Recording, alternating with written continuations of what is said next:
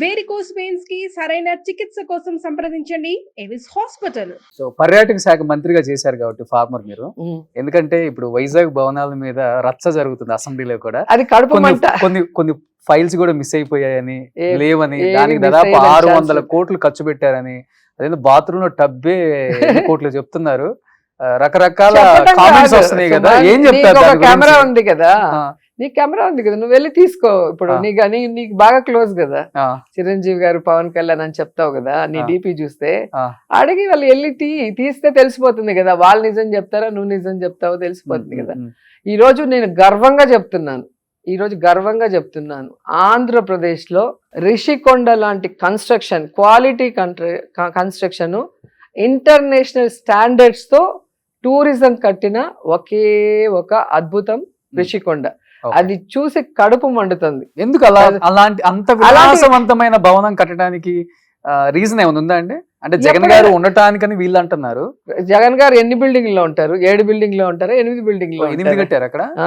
అది మొత్తం టూరిజం ఇది కదా. ఓకే, టూరిజం ఇది. ప్రెసిడెంట్ వచ్చినప్పుడు ఉండటానికి, ప్రెసిడెంట్, మనకి ప్రైమ్ మినిస్టర్ వచ్చినా, Okay. లేకపోతే సీఎం గారు వాళ్ళు వచ్చినప్పుడు ఉండొచ్చు.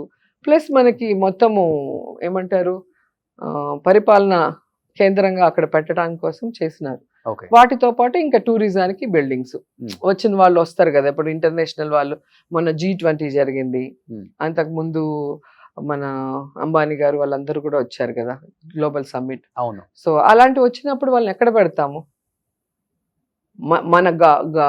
మన స్టేట్ గవర్నమెంట్ గౌరవం పెరగాలి అంటే మన కన్స్ట్రక్షన్స్, మన ఇన్ఫ్రాస్ట్రక్చర్ అవన్నీ చూస్తారు ఎవరైనా కూడా. సో సో దానికి తగ్గట్టు కట్టారు.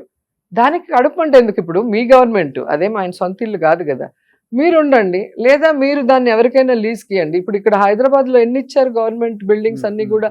7 స్టార్ కి 5 స్టార్స్ కి ఇచ్చామా లేదా? అక్కడంతా జరగట్లేదా? ఆ విధంగా మీరు చేయండి. అది ఎవరికి ఇవ్వక, మీరు ఉండలేక, అదేదో జగన్ గారి సొంత ప్రాపర్టీ లాగా దాన్ని బ్యాడ్ చేయాలన్న ప్రచారం చేస్తున్నారు. నేను సూటిగా అడుగుతున్నాను చంద్రబాబు నాయుడిని, తాత్కాలిక అసెంబ్లీ కట్టడానికి 1000 కోట్లు వేస్ట్ చేశాడు. వర్షం వస్తే ఎలా తడిసిపోయి మొత్తం ఊడిపోయిందో అంతకుముందు వీడియోలు మీరే చూశారు.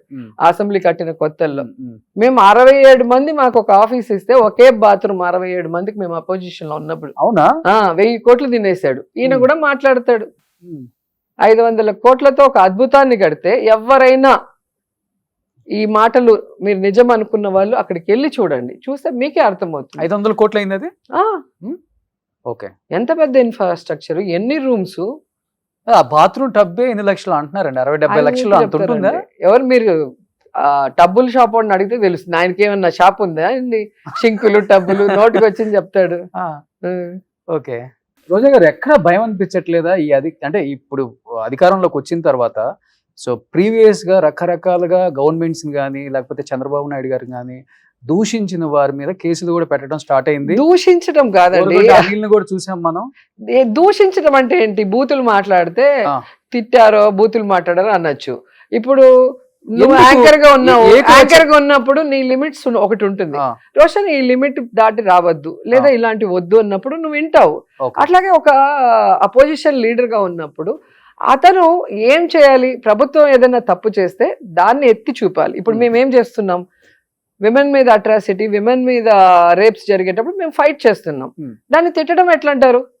ఒక సీఎం ఫెయిల్యూర్ అయినప్పుడు, ఒక డిప్యూటీ సీఎం ఫెయిల్యూర్ అయినప్పుడు, ఒక హోంమంత్రి ఫెయిల్యూర్ అయినప్పుడు దాని మీద ప్రస్తావించడమే తిట్టడం అంటే ఎట్లా?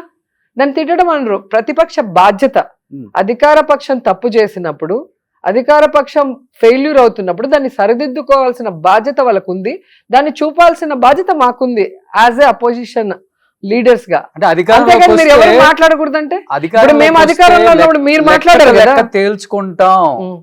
ఎవరైతే రెబల్స్ అని చెప్పుకున్నారో, కొడాలి నాని కావచ్చు, వల్లభనేని వంశీ కావచ్చు, రోజా గారు కావచ్చు, సో అనిల్ యాదవ్ కావచ్చు, లెక్క తేల్చుకుంటాం, మీ లెక్కలు తేలుస్తాం అని క్లియర్ గా చెప్పారు. వీడియో చూపించండి నేను అనింది లెక్కలు తెలిసేది.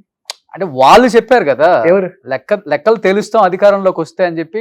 హోమ్ మినిస్టర్ గారు, ఇప్పుడు హోమ్ మినిస్టర్ గారు కూడా నా ఇంటర్వ్యూలో చెప్పారు, ఏమని, మా ఫస్ట్ టార్గెటే కొడాలి నాని అని కూడా క్లియర్ గా చెప్పారు. ఇప్పుడు మీరు చూడాల్సింది ఒక్కటే, హోమ్ మినిస్టర్ అనే ఆవిడ అలా నీ ఇంటర్వ్యూలో మాట్లాడింది అంటే ఎంత దిగజారిపోయినట్టు.